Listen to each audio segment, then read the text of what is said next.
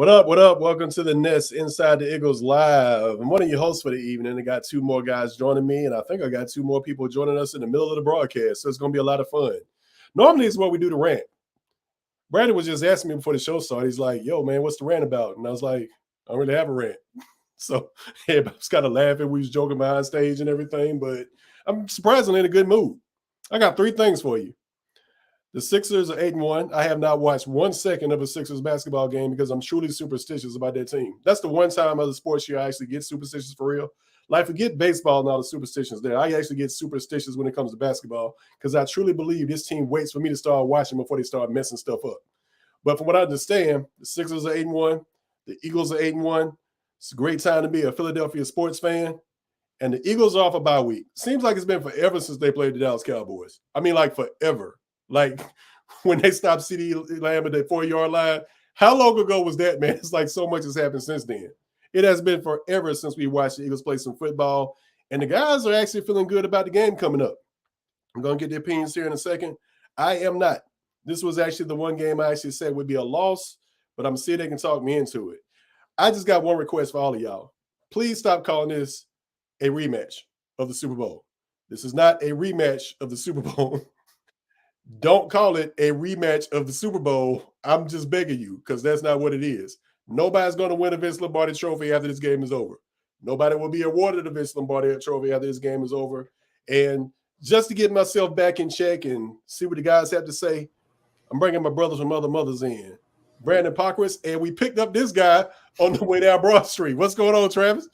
How you guys doing? Good to be back. I've taken a couple weeks off, had some things going on, but feels good to be back, ready to talk some sports. It did feel good to feel like an actual human being for a weekend for the first time since August. Mm-hmm. Not just be completely fixated on what the Eagles are doing, but you know.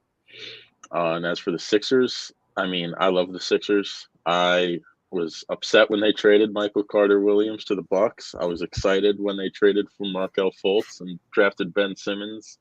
And I don't know, man. It feels like I've watched the games this year. They look good. They look really good. They got a good bench for once, but I mean, hard to see anything but a second round loss with them these days. I'll be superstitious about the Eagles. I'll be superstitious about the Phillies, but after last season, I think I'll believe it when I see it with the Sixers. I won't expect anything more or less of them. Yeah. B-Pock, how you doing, man?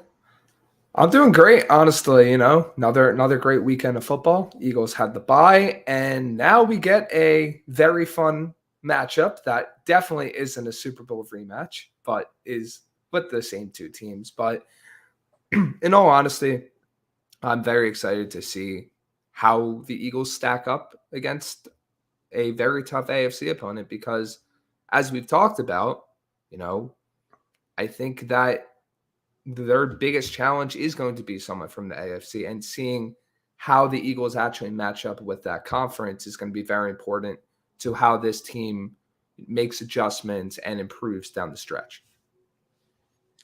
Who can beat this team in AFC besides the Chiefs? I would honestly go with maybe Baltimore. Baltimore? Maybe Cleveland, just because of how dominant their defense has been at times. But if I really were to put a list to it, consistently would probably be a Chiefs, Ravens.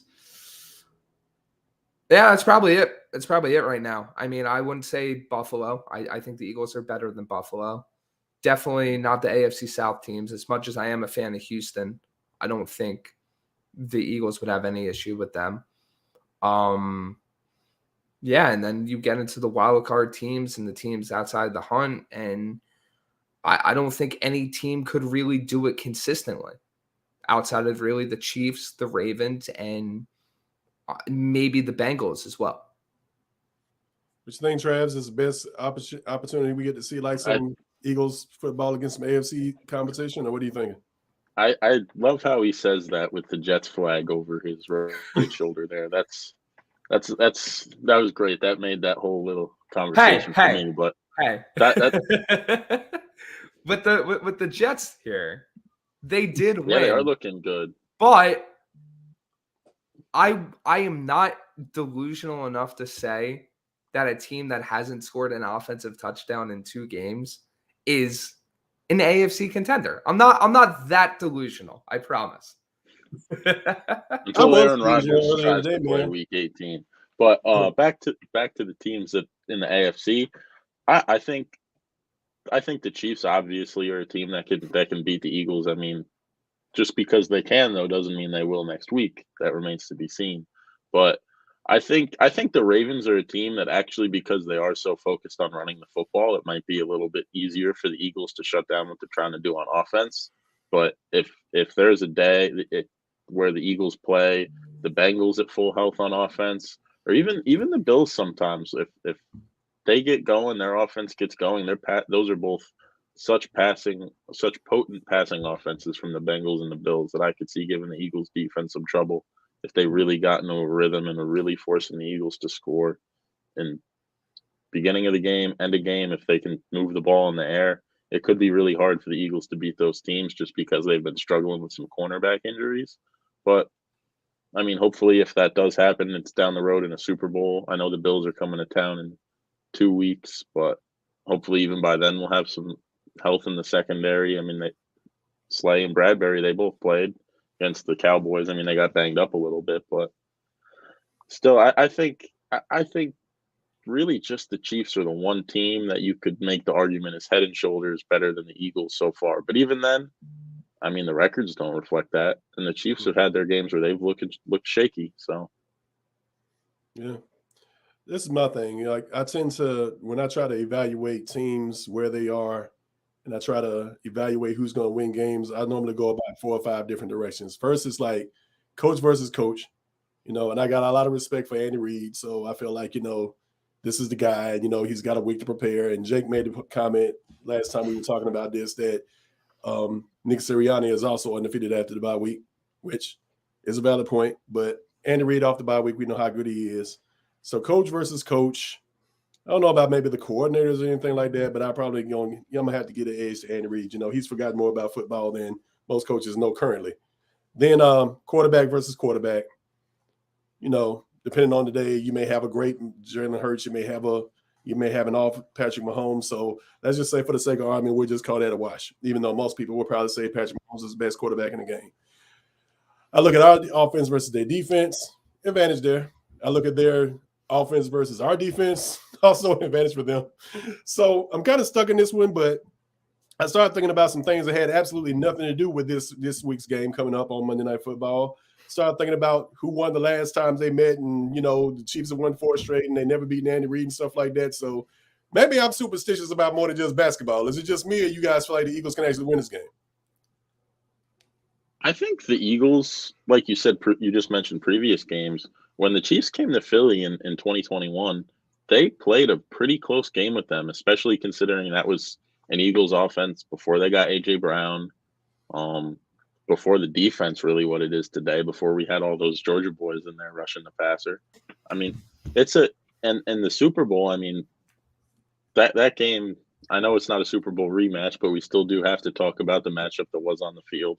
That was another really close game, and I think the Eagles are a team that has played the Chiefs. Jalen Hurts has played the Chiefs close twice when he's met them in his NFL career so far, and I think at the very least, the Eagles keep it within 1 score the whole game, even though they do have to go to Arrowhead this time, and that'll be the first time Hurts does that in his career. Let's see what we got. We have Tristan on the broadcast. Tristan's trying to make her way in, so we'll see her in a second. Jake checking in somewhere from the woods where he's trying to shoot animals. Matt Nagy, Sean Aside, Battle of the 2021 Bears. So yeah, so I think looking at this matchup, the biggest underrated thing I think is how the Eagles offense moves against the Chiefs defense, because after so many years of the Chiefs defense holding them back, they're arguably the ones winning Kansas City the majority of their games right now. Mahomes is still Mahomes, obviously, but this is a wide receiver core that, without one of the better play callers and better quarterbacks in the league, I don't think this wide receiver core would work on most NFL rosters. They obviously have Travis Kelce, but the offensive arsenal that you're so used to with Kansas City isn't as much prevalent as it has been in recent years. Looking at some stats, right? The Chiefs defense has allowed the third fewest yards in the entire NFL. They've only allowed 2,594 yards, only allowing 4.8 yards per play, forced 13 turnovers. Like, this is a good unit. And I'm sure if you dive deeper into the metrics, it will show that it's a good unit. So I think what it'll come down to is I think the Eagles have to move the ball against this Kansas City Chiefs defense that has gotten better as the years gone on. Because with the weaknesses that the Eagles have in the secondary right now, Mahomes might be able to exploit it. And if their offensive line holds up, Eagles might be playing from behind in one of the few times they have this year. So I personally think it's a coin toss game. I think it can go either way. But my key to the game, at least sitting here Monday night, is the Chiefs' defense and the Eagles' offense. That matchup, whoever comes out on top in that is going to win the game. Gotcha. Makes sense. Speaking of makes sense, adding another brain to the show here. I think we got Treston. Treston, you ready to roll? We're gonna work on that a little bit longer. Should be in. Try one more time. Then we're gonna get it here in just a second.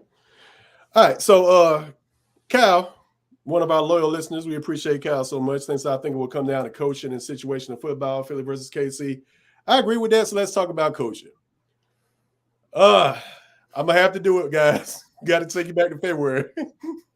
February is last time we saw these two teams meet. As you know, Travis mentioned, as I mentioned, this is not a Super Bowl rematch. I refuse to call it that. Nobody's going to win the Vince Lombardi Trophy after that. But man, I'm still a little scarred by that one. I feel like the greatest Eagles team of all time eventually became the most disappointing Eagles team of all time, and I still have not recovered. And even if we would have won the Super Bowl this year, I think I'll still be mourning that loss to some extent about the opportunity that got away. Jonathan Gannon took his fair share of heat for obvious reasons for that. Philly was definitely outcoached in the second half of that game. It's tough to watch. And I remember my takeaway being, maybe you guys agree, maybe you guys disagree to some extent. I remember thinking this reminds me a lot of Super Bowl 52. 10-point lead at halftime. Come out of the half. Difficulty in stopping the other team. Eventually they take the lead. I remember a fumble by Jalen Hurts. I remember being disappointed by that. I remember seeing the punt return. I remember seeing a couple of snafus on defense when the Chiefs were in the red zone. And I remember telling myself, if there are certain things that I keep seeing, like if one of these things doesn't happen, if we can just eliminate one of these things from the play-by-play, from the box score, anything, if we can just remove one of those things, the Eagles win this football game. And obviously didn't go that way. But I'm still scarred, man. Have you guys recovered, or are you still kind of in pain about this last loss? I'm still in pain from the moment that I saw the flag get thrown on the field, and everyone just saw Juju not catch the football in the room I was with, and everyone just started celebrating except me because I saw the flag. And since then, it's been a cloud. It's been a cloud of despair that I hope Jalen Hurts and the Eagles can do some things to make that a little bit easier in day to day. You know, this is a game that's definitely been circled on Eagles fans' calendars for a while. It's definitely been circled on Jalen Hurts' calendar for a while. I don't think we see him fumble. I don't think we see Jalen Hurts turn over the football all this game. I think that's going to be the thing that he's going to focus on doing the most, is taking care of the football, because I think that fumble in the Super Bowl is probably something that haunts him just about every day. Yeah.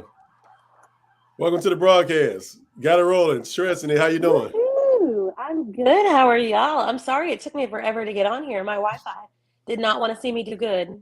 Hey, this internet does something, man. That means you got something to say. I figured out every time somebody can't go to live streams because they got something important to say, and something in the universe is trying to keep it from happening. But welcome to the broadcast. We just talking about Chiefs, Eagles, Super Bowl disappointment, bad coaching. This is not a rematch. Stop calling it a rematch.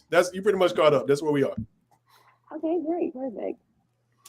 All right, fellas. So, all right. Going into this game, Chiefs, I think the opening line at 6 o'clock this morning was 2.5. You like the line? You feel like they get the odds makers in Vegas got the line wrong? What are you thinking about that? They're giving the Eagles 2.5. They're giving the Chiefs 2.5. The Eagles are 2.5 point underdogs at the moment. I think that makes sense. Like I said, these are two very, very good teams, arguably two of the best teams in the NFL. And, it's in Kansas City. So I would argue that line is more so reflecting that Kansas City is the home team and a pseudo home field advantage. But I don't think you can go wrong with, taking the Eagles to cover or even the Eagles money line, because I think it's going to be a very close game. And I think, as always, when you have games between two really good teams, there's going to be a few plays here and there that decide the ultimate outcome of the game. Yes. Agent Velasco, Eric Bieniemy has our number. He's on with Washington now, and he's made it close. I don't think that's the case on Monday. Without Eric Bieniemy, you guys feel like the Eagles have a chance to limit what Kansas City wants to do a little bit more, or you feel like that has nothing to do with it because Andy Reid's still there? I think that's an absolutely a great point, actually, that Adrian just brought up, is that it won't be Eric Bieniemy against Jonathan Gannon. We get someone who's still very much so far in Chiefs games. It's been looking like the Chiefs are still trying to figure out their identity on offense besides Patrick Mahomes, Travis Kelce, versus a defense that, aside from Washington and Eric Bieniemy, they have done a pretty good job at shutting down offenses. And we heard that the Dolphins offense was going to go crazy on us with Tyreek and Tua and Jalen Waddle, and we really shut that offense down and that potent passing attack. So hopefully, with a less talented receiving core but a more talented quarterback, we get a similar result. I think with Bieniemy, it's like a very interesting idea because if you think about it, like how much did he actually contribute to the Chiefs offense?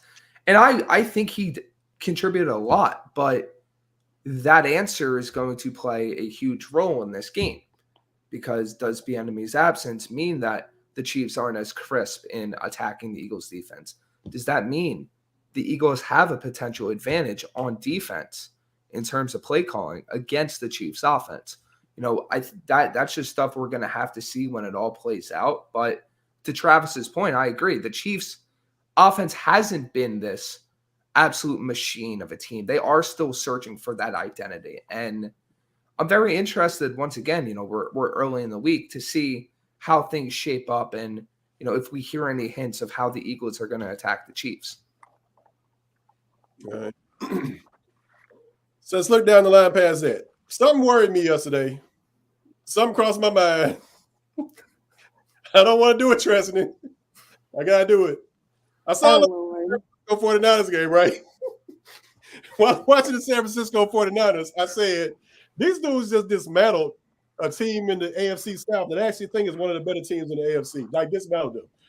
And I'm sitting here thinking to myself, I picked on the San Francisco 49ers a lot for this 3-game losing streak. And then I sat there and said, I don't want to give them the nod for certain things that we know might actually be accurate. Like Brock Purdy had a concussion. They had him out there anyway. The team was hurt. The usual excuses we sit there and say aren't excuses when it's your team, but we don't want to give anybody else credit for it when it's their team. Right. Well, I saw Debo. I saw Christian McCaffrey. I saw George Kittle. I saw a team look pretty healthy, and then they added Chase Young. And I said to myself, when this team is healthy, I think they can beat anybody, including the Eagles. Should I be worried about the San Francisco 49ers? Am I overdoing this? Y'all tell me. I'm sorry with you, Treston, because I know how bad you want to beat the San Francisco 49ers in a couple weeks. Yes, I do really want to beat the San Francisco 49ers in a couple of weeks, but hey, I saw the same thing you saw yesterday. I'm a little bit worried. They were out there playing like they were playing against a college team yesterday, so I didn't like that look. I think we can still get them. I think that this game is going to be personal just because of all the mess that they have talked, are talking, and will continue to talk, because they just allowed us to live in their head rent-free. But it's not going to be as easy as I thought it was, for sure. Feeling a little bit better. Treston's cheering me up a little bit. Guys, it's up to y'all. Like, I'm still a little worried. Tell me something. I think going into the game against the Jaguars 49ers, I think people still have this idea of Trevor Lawrence that he is in the NFL what he was in college when he really isn't. is significantly closer to being a Dak Prescott, where you're just a really good game manager with a lot of hype around you, more so than he is a Patrick Mahomes, Jalen Hurts, Lamar Jackson that's going to come in, that's going to make the big throws in the big moments, and is going to completely take over the game. I just don't think that's what Trevor Lawrence is right now. And he actually, going into this game against the 49ers, had a passer rating of like 20 points lower at home than he did on the road. So for whatever reason, too, the Jaguars have been a much better team on the road as well. And I think that's more of just the 49ers smelling blood in the water and showing you what they will do to bad opponents, more so kind of what the Dolphins did against the Broncos. And I mean, when the Dolphins came to Philly, we saw how that went. And I don't know why I keep going back to that Dolphins game. It's just something about the team played really well against another good team, had those Kelly Green unis still in my head. I don't know. But, I mean, I think there's a lot to say that the 49ers definitely gave the Jaguars their best shot and definitely can give the Eagles a run for their money with their best shot. But can they actually do that when they come to Philly, when they play a defense that's much better, a quarterback that's won bigger games in the NFL? That remains to be seen. That's something that the 49ers haven't been able to do. I mean, I'm going to probably go a little bit contrarian to the previous points. I saw that game and I did get a little, concerned in terms of like the Eagles and their standing. Because, look, at the end of the day, the two biggest threats, in my opinion, to the Eagles winning the NFC are the Cowboys and the 49ers. Eagles already show that they can beat the Cowboys this season. The 49ers have been very interesting because if you really look back at their past few games before this one, they were missing two extremely key pieces. And yesterday, you saw why they were so key. They were missing Deebo Samuel, and most importantly, they were missing Trent Williams. Trent Williams being back, I'd argue he is one of, if not the most important piece of that offense, because for some reason, whenever he's not in there, it seems like that offensive line gets knocked down a few rungs. And then you get Deebo back. Deebo, who can carry the ball, catch the ball in traffic, gives them the trio of weapons with, Deebo, Ayuk, Kittle, not even including Christian McCaffrey. Brock Purdy, for his struggles, in my opinion, has looked like a guy that can play a little bit out of structure. And while Shanahan is still scheming stuff up, take the George Kittle touchdown yesterday, for example. He stepped up in the face of pressure and unloaded that ball with borderline perfect placement. That's not something that a just normal, quote-unquote, game manager does. He isn't going to consistently do that all the time, but he has the capability to make some of those throws. So I guess what I'm trying to say with all that is the 49ers, if their defense is able to slow down the Eagles, which with the addition of Chase Young seems like a little bit more of a possibility, they are uniquely positioned to attack the weakness that the Eagles have in the sense of that middle of the field with the Eagles linebackers that are banged up or not playing as well, and with the slot corners where once they lost Devontae Maddox, they've been trying to find a solution ever since. I'm not going to say that boundary corner has been an issue. Obviously, Slay and Bradbury have been fine. They haven't been horrible. But that middle of the field in the passing game is San Francisco's bread and butter. And until I see otherwise, I'm going to feel very worried about the Eagles holding up against them. And I know we're still a few weeks away from that, but I really need to see them step up against a team like the 49ers that has that capability to attack them. Yes. Adrian says, what do you predict the record will be in the next 4 games? So, trust me, we're going to do this again. We're going to do the remix. Now, it was just, I think it was 7 days ago, we said they had predicted these records, and now I feel like we need to predict these records over again, because I'm not sure that I believe that what I believe last week is still what I believe this week. So I agree. San Francisco ticked me off, man. Like, I'll say, okay, real quick, before we go into this, let me ask y'all a question then. We saw what Brock Purdy was without these weapons. We saw what he was with them. Is Brock Purdy Dak Prescott? Does Brock Purdy need everything to be perfect in order for Brock Purdy to excel and be good? Oh, God, yeah. So far, that's Trevor Lawrence when Brock Purdy loses Debo Samuel and Christian McCaffrey for a game. So far, that's what the tape has shown almost definitively. That Brock Purdy is a completely different player when he is playing with Debo Samuel and Trent Williams and against a bad defense versus playing with receivers who aren't household names and offensive linemen who aren't Hall of Famers, Right. and and against defenses that are really good and filled with all pro players. Not that Jacksonville's defense is terrible, bottom of the league, but it's not one of those defenses that's going to make the hairs on your neck stand up. And Brock Purdy so far, I mean, hasn't really done a lot to say that it hasn't been the system he's in. Yeah. We'll see in a second here, man. We'll see in a second. All right. So speaking of playing against bad defenses, the Cowboys blew out the Giants again yesterday. So I don't think I'm ready to elevate the Cowboys past what I already thought they were or demote them from what I thought they were either. So you had them. They're not playing Detroit. Detroit's 7-2 all of a sudden. Detroit could actually win the NFC first round bye, and then everybody's got to go to Ford Field. Like that's worrisome for me. Like then you got to go to Ford Field, deal with that monstrous noise that you have to deal with there. It's almost like playing the Seattle Seahawks, but you're doing it indoors. And then you have to try to put up 42 points against this team because like some kind of way Jared Goff has put at least 5 touchdowns in the end zone, some kind of way. So Detroit scares me a little bit, but I still think the Eagles are a better team than Detroit because Detroit will also let you score. So maybe ball control wins there. And we saw the Seattle Seahawks just continue to win and just find ways to win. I'm not a big Geno Smith guy, but Geno Smith is winning, and the Seattle Seahawks took care of business against a Washington Commanders team that's never going to win, but is always going to give everybody trouble. So Buffalo plays tonight. We'll see. But let's go ahead and pick them. So Kansas City, Monday Night Football, Week 11 closes the week out. I say loss. I just don't see us beating Andy Reid and the Kansas City Chiefs on the road, as much as I hate to say that. So I'm going loss.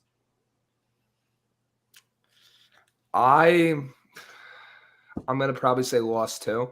I think it's once again 50-50 coin toss, but I don't think they win this one. But at the same time, if they do end up pulling it out, wouldn't be surprised in the slightest. I'm a little worried about your picks, Brady, because it sounds like you already got us losing to Kansas City and San Francisco. We'll see in a second. Go ahead, Travis. I'm going to say win. You said Travis or Trestany? I'm sorry. You can go. You go. No, go ahead. No worries at all. Sorry. All right.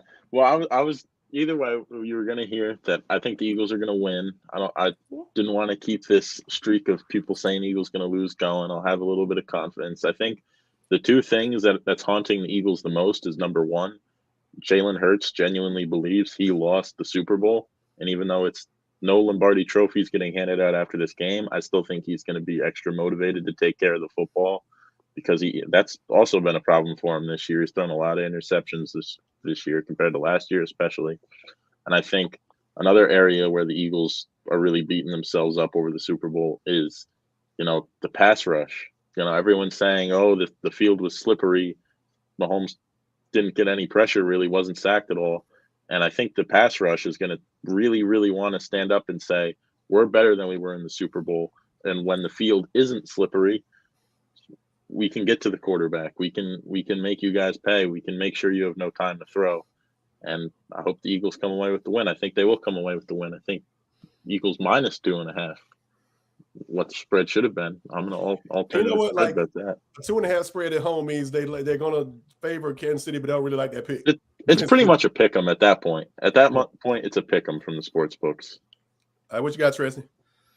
I think it's also going to be a win. I agree. I think that Jalen does really think that he lost the Super Bowl for us, and that's just not true. I mean, the fumble was bad, but he went ahead and got us tied up. I mean, he did so much for us during that game. I think this is personal just for him. So I think we're going to see, the best Jalen Hurts that we've seen this season.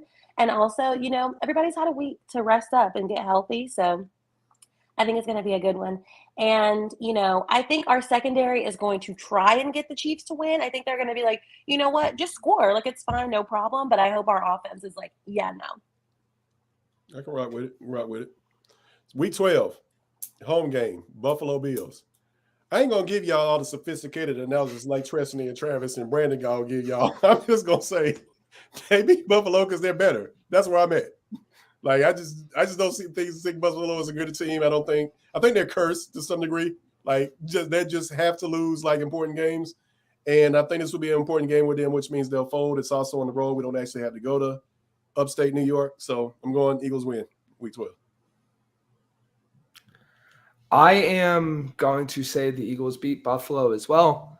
They are the typical Jekyll and Hyde team where you get some amazing weeks where it's like, oh, this team, excuse me, looks like they're going to the Super Bowl. They're the best team in the AFC. Then other weeks, you have them basically look like, I don't know how this team is so bad. What are they doing? I'm not saying that's going to be either of those. I'm saying it's going to be more in the middle towards the bad for Buffalo. I don't think the Eagles have any issue running the football in Buffalo, and that is my key here. They will be able to run the ball, pass the ball, do whatever they need to against Buffalo's defense. I do not see any way that the Eagles lose that game, barring injuries or something crazy happening in that game. You got to try. Yeah, I think it's pretty simple. The Eagles just kind of almost just about every position group are a better team than the Bills. I mean, quarterback's hard to say just because they're such different players with Josh Allen having that big arm. But, I still think, they come into Philly, hard environment to win at. You got to go on the road right after a holiday like that, just from a human perspective of the Bills players. Eagles are going to be bringing back the Kelly green uniforms, trying to go 2-0 in those. And I think it's hard to deny that those bring a certain type of juice to the locker room in the stadium as well. And I think, overall, the Bills don't really have a strong running game. They're really struggling against teams that aren't as good as the Eagles. And not too much to it than that. Not too much to add. I'm like, what you put now, 2-0? Go ahead, Tristan. Oh, no, you're good. You're good. No, I agree with everybody. I think it's definitely going to be an Eagles win. I don't want to say it's going to be an easy game because I said that before the Jets game, and I may have been a jinx. I don't know. But I can't see us losing this game, to be quite honest with you. I agree that the Bills just aren't – they're not giving what they could give, honestly. And there is a curse over the Bills. I don't know what's going on in upstate New York, but they just cannot win important games. And it's actually kind of sad to watch. So definitely an Eagles win. I actually had the Jets game as a loss, but I thought that was when Aaron Rodgers was playing. As soon as Aaron Rodgers went down, I'm like, okay, I don't know, man. All right. From there, we go to team we just talking about, San Francisco 49ers in Week 13, 4:25 p.m. Eastern at Lincoln Financial Field. And just for the hell of it, just because I refuse to say San Francisco beat this team, I'm going to go Eagles win. I am terrified by what I saw yesterday. I'm going to say that the Eagles lose the regular season matchup. I'm going to say they lose the regular season matchup, which only means one thing. They win in the playoffs. They're going to beat them in the playoffs. No matter where it's at, I think it'll be the typical – basically the way I see it playing out is, the 49ers get the Eagles number. It's the quote-unquote revenge for the postseason. And then everyone's like, oh, can the Eagles beat the 49ers? And then they go into the playoff game, the Eagles win. And it's like, oh, yeah, the Eagles were better the entire time. I just think that's the 49ers and the Eagles they're so close in terms of like how talented they are and the coaching, and there just isn't too many differentials between these teams where I don't see how it's going to be a sweep if these teams play each other more than once. So I am going to give the 49ers the regular season one with the caveat that if they match up again, I do think the Eagles win the second matchup. Gotcha. I mean, I think personally looking at it, I don't think the 49ers are as good of a team as people really think they are. I think they look very, very good against bad teams. I mean, besides the Cowboys, they blew the doors off the Cowboys, who are probably going to make the playoffs. But besides that, have they beat a team that's going to be in the playoffs this year? Do we think the Jaguars are going to make the playoffs with C.J. Stroud playing like that for the Texans? I mean, yeah, they beat the Giants playoff team last year. They beat the Rams. They won the Super Bowl 2 years ago, and they beat Josh Dobbs, who's going to be a Hall of Fame quarterback for the Vikings, maybe. I mean, but I just think that as much as the Eagles are a team that may vary, that even though I'm going to pick them to win this game, realistically, they probably are going to lose one of the 3 games against the Chiefs, Bills, and 49ers. And I would say that the Bills are honestly the team that they have the highest potential to lose against, just because it's a game with the least amount of emotional emphasis on it from the players. You want to beat the team that you lost to in the Super Bowl. You want to beat the team that you won against to make the Super Bowl, but it was against their backup quarterback, and you've had to deal with the fan base and the players just talking so much trash against when they can just say, like, our quarterback was hurt and it wasn't our day. But instead of doing that, they chose to talk to trash. They choose to walk around like the better team. I mean, the 49ers fans think that they're closer to winning the Super Bowl last year than the Eagles were, which is a wild thing to claim. But that's just a game you cannot lose if you're the Eagles, and I will not say the 49ers are going to beat the Eagles at the Link. I'm liking it, Travis. You ain't saying nobody's going to beat the Eagles yet. I'm with it. Go ahead, Tristan, because I think I know where you're going. You know. I agree with Travis 100%. He was speaking facts. It was giving very much took us to church, but I agree. I think if we had to play the 49ers in San Francisco, they would absolutely stomp us into the ground. I think we're going to have home team advantage. And also, we just have a reputation to uphold. I agree. I don't think that the 49ers are better than the Eagles. I don't think that they're even as good as the Eagles. I think the Eagles are better. I think that, it's easy to look good against the teams that they've played, including the Jags. I don't think the Jags look that great this season. And I also don't think they're going to the playoffs. So, I don't think that this is evenly matched. I think that, it's not going to be an easy one because there's a lot of emotion in it for both teams, but Eagles are going to take the win. Good stuff. They're like, we the pessimists, Brandon. Like, Travis and Tristan got 3-0. All right. We'll get there. Now, y'all can't pick a loss in here. Now, I refuse to let y'all pick a loss here now. This better be a clean sweep. That's what I just heard. At Dallas, Week 14, December 10th. Now, I know I spent a lot of time talking about the record against Dallas on Sunday Night Football and the record against Dak Prescott and the record in Arlington and the record for this and the record for that. But I actually thought about something the other day.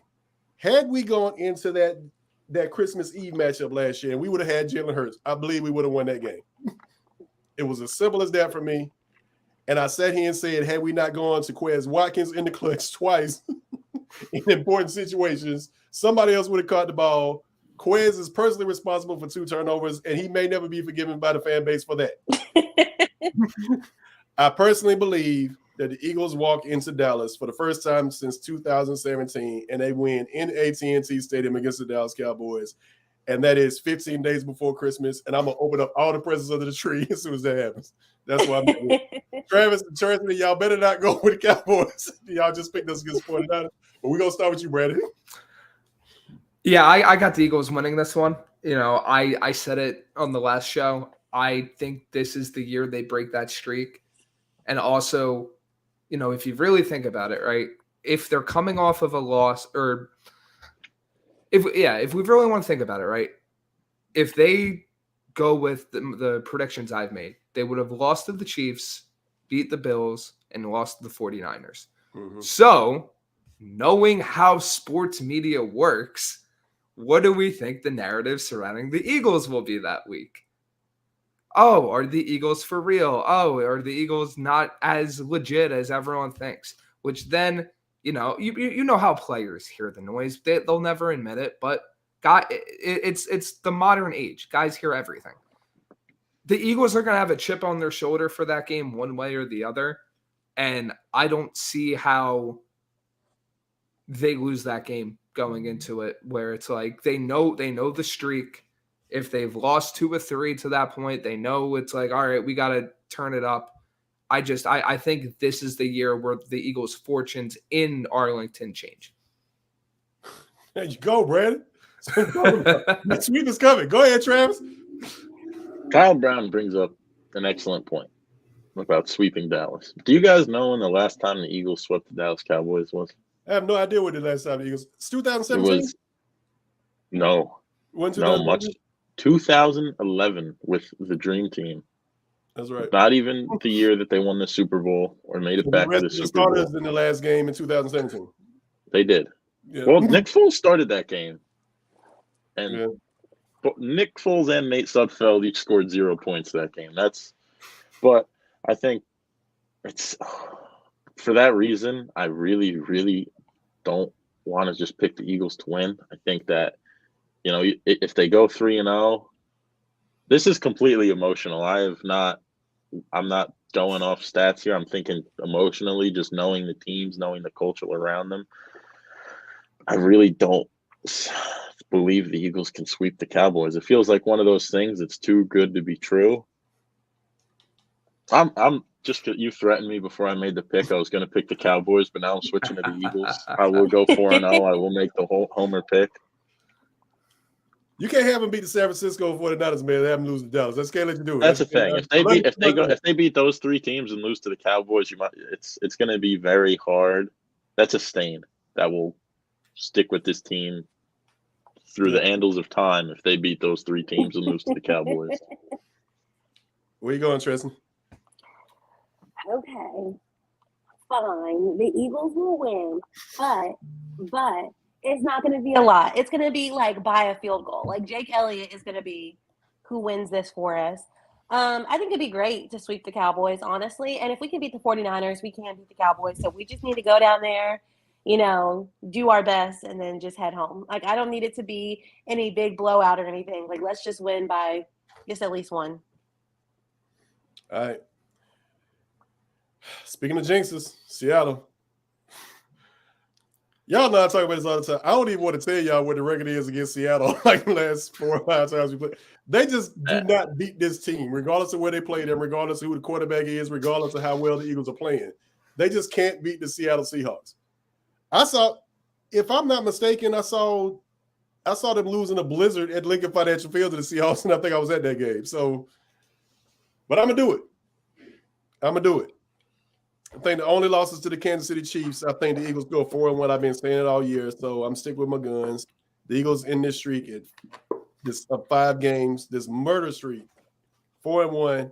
Only loss coming this Monday night, next Monday night against the Kansas City Chiefs, and I think they go 4-0 from there. Where you going, Brandon? Is this game in Seattle or Philly? It's in Seattle. Seattle. I still got the Eagles winning. I just look.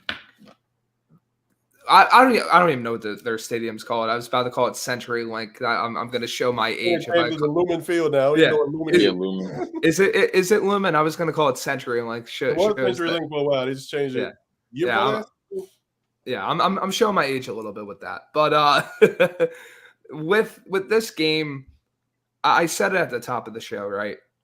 There's only a few teams in the NFC that really, when it comes to the Eagles, I think are the real challenges. You got the 49ers, you got the Cowboys, and if you really want to go with the third team, I'd probably say the Detroit Lions. I like the Seahawks as a team. I like what Geno Smith's doing. I love what they got on offense in terms of talent. I really like how they're building that defense. They are too inconsistent, and I think the Eagles will just be able to out-talent them in some areas. Very excited for the Devon Witherspoon, A.J. Brown matchup, by the way. That's going to be fun. That's going to be very fun. But the Seahawks are too inconsistent of a team to where I'm like, unless the Eagles don't show up, I have the Eagles winning this game. You mentioned Devon Witherspoon, Rick Woolen on the other side. He's nasty too. So that is very true. Yes. Yeah. You got it, Trev. Yeah, I'm a big fan of Seattle's corners. I love Devon Witherspoon. I thought he was really excellent coming out of the draft this year. I thought he was the best corner in the draft, and Tariq Woolen has played amazing in Seattle too in a short period of time. And I think this game just absolutely has trap game written all over it. I don't think the Eagles are going to win this game. I think this is where their hot streak comes to an end, and it's less of a wow, this team played better than us, and more of a well, this is a wake up call before we get into the playoffs. Kind of something like what the Saints losing to the Saints was last year. except this year it's a game where Jalen Hurts probably comes out. It's probably going to be pouring rain. It's probably going to fumble, throw a pick, and it's just going to be one of those games where just nothing goes right for the offense, and the home team is just able to play off the home crowd and sneak away with a win. What you got, Tris? I don't know why me and Travis just have all the same picks tonight, but I'm also going to go with an Eagles loss. I think that it's just going to be too hard to beat this team, especially with me, going 4-0 on these other games. You can't beat the Chiefs and the Bills and the 49ers and the Cowboys, give it your all, and then turn around and beat a team that we just have such a hard time beating, especially on their turf.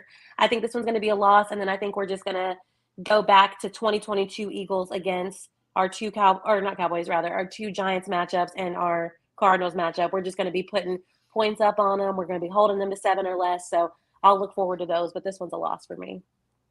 I don't even know the Giants is going 7 points. The Giants will probably get 3. I think the Cardinals can get 1 touchdown. 1. All right. So the answer was that Adrian? I don't think the Giants score half of what the Cardinals score in one game. In their 2 games. I think the Giants score 7 points, maybe right. 6 or 7 points between the 2 games, and the Cardinals score like 20 in their 1 game. Kyler's back. Like, I actually forgot for a little while Kyler was in the league. Like, until I saw him yesterday. I was like, oh, yeah, he's in the league. All right, so me, Trav, Tress, and E to answer Adrian's question. We all got him going 4-1. Brandon, you got him at 3-2. And I think Trav really wanted to go 3-2, but I tried to bully him to the last game. So still not bad, though. Coming out of a stretch like this, going above 500 in a stretch like this, I wouldn't have any problem with that at all and everything. Even if you had the 2 losses, you still tied with Dallas, basically, even if Dallas, because they got an easy schedule coming up. So they got some cupcake games. I just think when you look at it, right, as long as they go above 500 in this stretch, they're fine. I mean, they're fine regardless, but you go 500 in this stretch where you're playing like some of the best teams in the league, that makes you feel good as a fan. It makes you feel good about the track that they're on. Whereas, I don't think that's going to happen, but you go, in the next 5, 1-4, right? Then that's where the questions start popping up. The Eagles are too good of a team, in my opinion, barring injury or something crazy happening, which, hey, it's the NFL, knock on wood, but you never know. Barring anything crazy like that happening where you don't anticipate it coming, I don't see really any reason why the Eagles shouldn't finish above 500 in this stretch. All right, Cal says we're sweeping Dallas this year. I like his next question. Kyle's question. And that's made me laugh. What's that? I like Kyle's question. If we sweep Dallas, I think if the Eagles do sweep Dallas, Dallas still just makes it into the playoffs. I mean, right now the Vikings, I think, have the 7th seed in the NFC as it sits, and they have like a 2-game lead or 1.5. They either have the tiebreaker with whoever sits out, or they have just 2 games completely. And I mean that, like, Dallas, besides playing the Eagles again, they play Detroit. And then maybe the next best team they play after that would either be Buffalo or Miami, whichever team you think's better out of those 2. And I think they're just a team that, they're going to be just good enough to hopefully lose to the Eagles for a 3rd time in the playoffs. So Detroit's the division winner. So your division leaders are Detroit, Philadelphia, San Fran. New Orleans. New Orleans just wins the South just by the South that somebody has to win the South. Like, they got 5. I think they're sub 500 now. So New Orleans is in just by virtue of winning the South. Nobody else in the South is getting a wild card spot. I think Tampa can win the South. Do you guys have the whole playoff picture pulled up? I think he got the division winners as it sits, and then wild card is Dallas, Seattle, Minnesota. Let me pull it up. I was looking at this yesterday. Dallas, Seattle, Minnesota. That's right. As it stands right now and everything. Dallas has a cupcake schedule, man, so they're going to end up getting in. Like, Dallas goes to Carolina. They host Washington, host Seattle, host Philly, go to Buffalo, to Miami, host Detroit, go to Washington. Okay, So That's not even it's not a right. cupcake schedule. That's my bad. Yeah. losing three games out of that stretch, I would consider a disappointment for the Cowboys.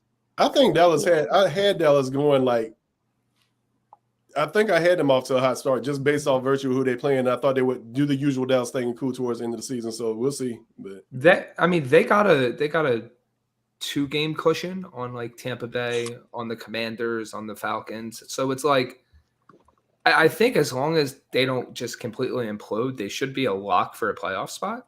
I mean, I personally think they're one of the better teams in the NFL. Yeah, in the NFC with basically when everything's clicking. Obviously, there's been games where Dallas just inexplicably falls apart, and I think that's more on coaching. But from a pure talent perspective, Dallas is very, very good. So them being behind the Seahawks, I don't really expect that to be the case. And then, you have all the division winners where it's like the NFC South's very weird because I could see the Saints winning it. I could see the Buccaneers winning it. I could see the Falcons winning it. okay. I was looking for a question I saw here I thought was interesting. Somebody asked, when do we believe we may see a breakout game from Julio Jones? And He already had it in has to be Washington soon for a 'cause touchdown. Trav, I know me and you ain't talked in like 2 weeks, man, but like I've been saying this for a while. Julio Jones has to be able to beat the other team third quarter. Like he has to be able to. This is a future Hall of Fame. I don't care how old he is. I don't care if he's lost a step. Julio Jones has to be able to beat the other team's third quarter. That's where I'm at. I'm sticking with that. And He certainly is not worse than Quez Watkins. I don't care how Louder old for he the is. people in the back. Thank you. Louder. well, AJ Brown says like, Julio's his top 5 of all time right now. I just thought y'all should see So this. Jerry Rice, I go Julio, I go Calvin Johnson,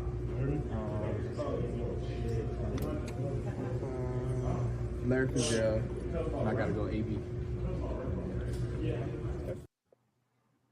That's his top 5 of all time now. I need y'all to hear this again. Pay very close attention. No Moss or T.O. His top 5 of all time. Listen to this So list. Jerry Rice, I go Julio, I go Calvin Johnson,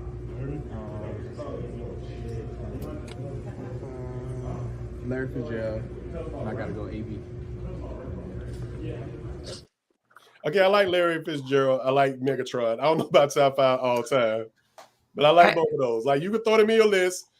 Antonio Brown is where I go the other way, man. And he got Julio in there, like, but I mean, Julio is the big brother I'm thing. giving Fitz some love. Yeah, top 5. I don't know. before AB just completely lost his marbles, he was on a Hall of Fame trajectory, and he was one of the best wide receivers I've personally seen play.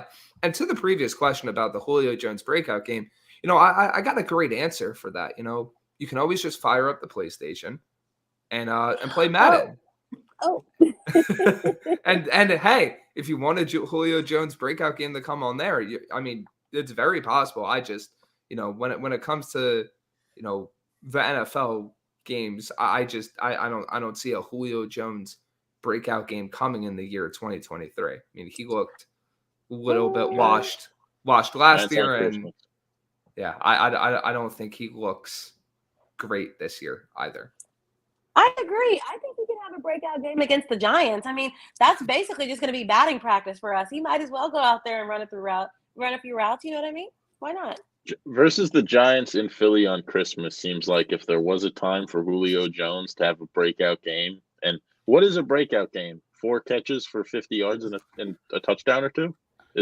That's a great question. Because Julio Jones' breakout game in 2023 is not Julio Jones' breakout game in 2018 or even Absolutely not. Well, geez, how long? No, I guess no.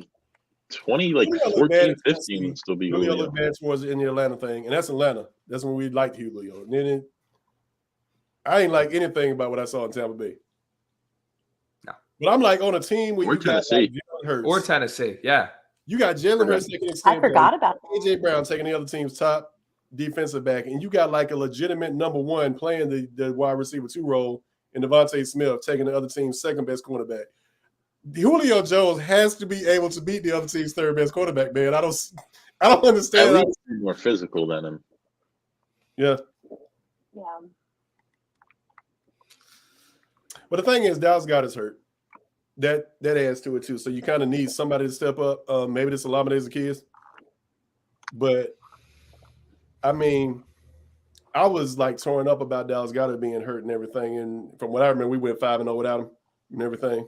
Not saying he's the reason we actually lost to Dallas or New Orleans and stuff like that, but as soon as he came back, that's when the losses happened. So this team has shown they can't win without Lane Johnson, but they can win without Dallas Goedert. So we'll see what happens. Yeah. We had a lot to talk about, and we just only talked about half of it, but I guess that's what happened when we have an hour. So let's see what we got here. Kyle Brown says, do you think Julio will line up in T in some upcoming games? No, in Philly, they're probably going to put a tight end out there. They're going to put a tight end out there, and they're going to line him up in the slot. That's what's going to end up happening. But he's not. He's really not a tight end, though. Like, I mean, I know we want to kind of say when wide receivers slow down that they're tight ends now, but I just don't see that one. Like, that's just me. But I feel like two wide receivers are tight end. I see that's probably the move there. I think if anything, you'll see A.J. Brown play tight end just because of how absolutely jacked he is and how he can catch a football no matter where it is. Well, I mean, I'm just kidding. He's not doing it. I mean, the whole I tight wouldn't be end. bad at it. What do you call it? The whole tight end thing. It's also a matter of like blocking and scheme. So it's like, it's unless you're doing it in the red zone, it's not really just feasible to be like, hey, you're big and tall, just go play tight end. Yeah, if Julio is playing tight end on 2nd and 6 on the Eagles' 35-yard line, everybody knows it's a pass. That's the problem with Julio at tight end. It's like a red zone package where it's like if you had, let's say, Brown, Smith, Zacchaeus, Swift all on the field, and then you put Julio at tight end, you give the opposing team like, oh, now there's another pass catching option there where you're not asking Julio to block at a position that he's never played, but you're asking him to go make a play. Yeah. And let's see. Adrian says Travis Kelce versus Kevin Byard is what it should say. I mean, this is why Kevin Byard's here. Give us that safety they can actually cover and things of that nature. I know, I mean, it's hard to ask a guy to just come over, you know. I know we saw Linval Joseph do it, and we think we can just plug these guys up like they're Madden characters or whatever.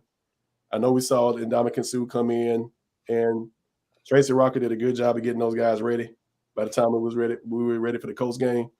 But I think the bye week is not just, as Tresney said, good for like getting these guys healthy and getting us past some injuries. I think the bye week is good for Kevin Byard.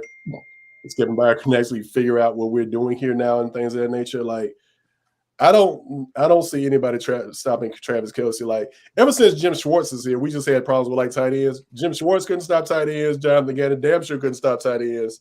And I think that's part of the liability of running the Vic Fangio scheme. Tight ends are going to have their way with you from time to time, especially if your safeties can't cover. Like unless we roll a Malcolm Jenkins out there,